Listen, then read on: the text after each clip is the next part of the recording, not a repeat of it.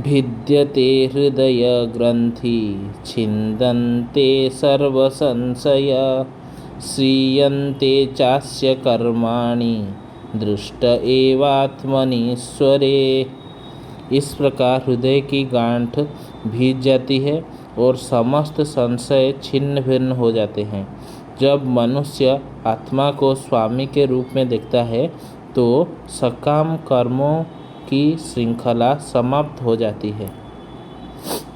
ओडिया रे जगन्नाथ दास लिखिले अशेष जन्म ग्रंथि बंध एणे छिंडई सर्वद्वंद्व सर्व संशय तुले कर्म तुटई विश्व माया भ्रम आत्मा रे आत्मा को देखंती जन्म मरणे नाही भ्रांति।